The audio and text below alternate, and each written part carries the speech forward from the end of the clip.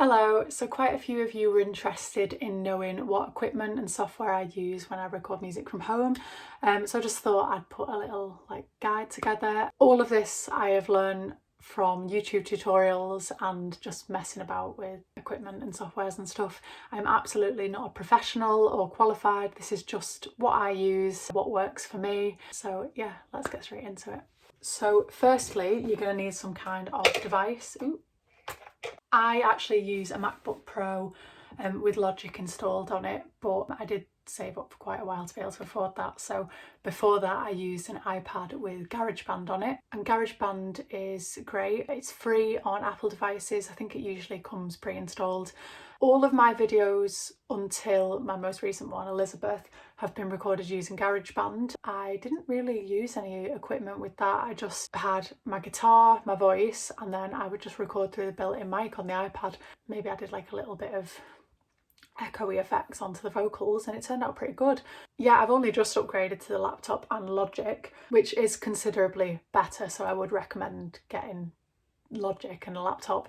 But obviously not everybody is in the position to just go out and get a laptop and Logic. So yeah, for beginners, iPad, GarageBand, great. I'm sure I read something that said was it Doja Cat? I'm not quite sure, don't take my word for it, but I'm pretty sure there's a few big celebs who did start out using GarageBand. Let me just Google it.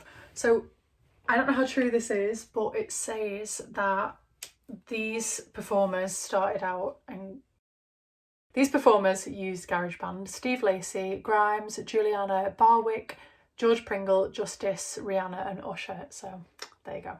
So GarageBand is pretty easy to understand and use, so I don't think I really need to explain that. It's just a matter of experimenting with it and trial and error really. But Logic is a little bit more complicated because there's so much more in it and so much more you can do with it. You do get a lot more creative freedom, and of course with a laptop you're able to plug in more things, more pieces of equipment. So overall it is better. So the next piece of equipment that you'll need is something called an audio interface. So when I was learning about audio interfaces, I found it really hard to find a web page or a YouTube tutorial that didn't make it really complicated. And I was really confused about what an audio interface does for a really long time, and I still don't quite understand how it works, but I took the plunge. I went ahead and got one anyway because everybody was saying it was necessary, and the difference it makes to your recordings, oh my god. So I'll try and explain it as basically as I can. From what I understand, an audio interface is like a middleman. So you plug all of your instruments into this little box, maybe like a microphone, a guitar, your headphones, and then the box plugs straight into your computer.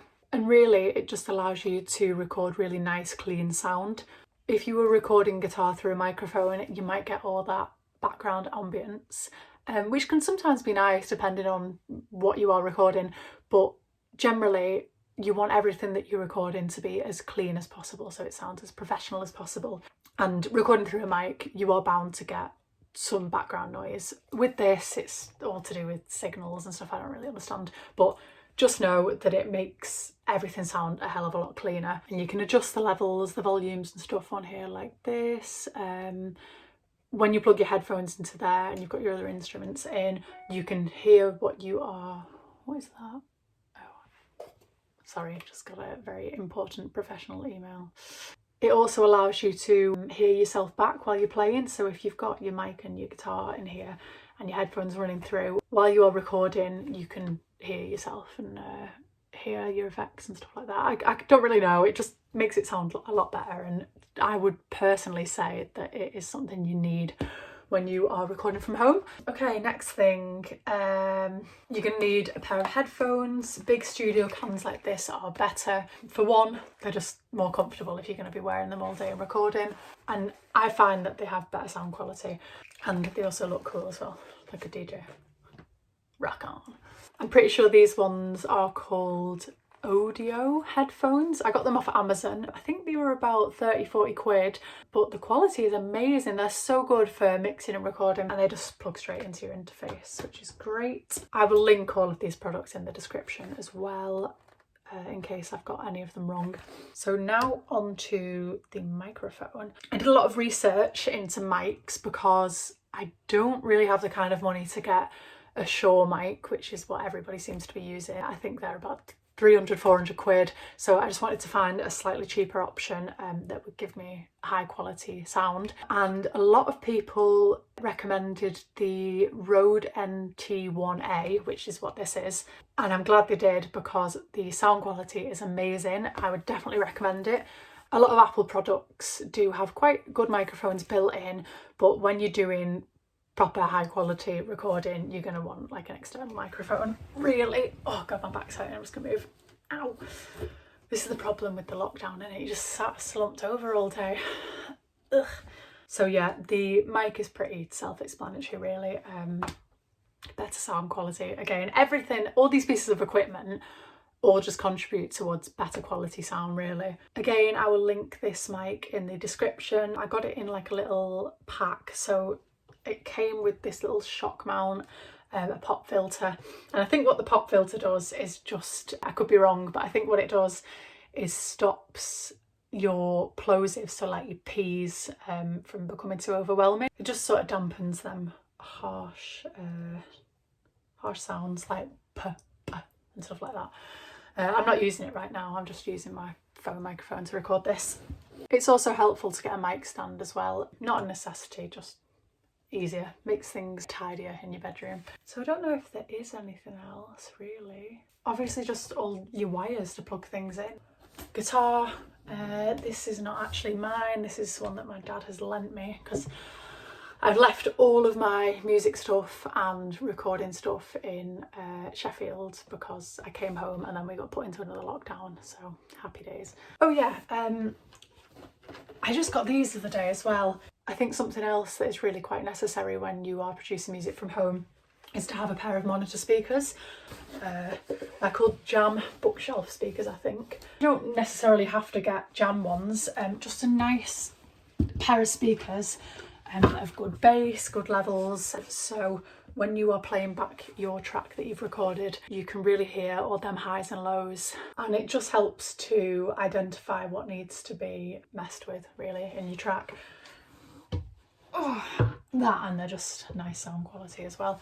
Okay, well I think this is going to be a really short video, but I think that might be it. There's not much else that you need really. I mean, of course you can go ahead and buy MIDI keyboards. A MIDI keyboard is basically just a little tiny keyboard, a little tiny keyboard that you can also plug into the interface, and through your headphones you'll be able to hear.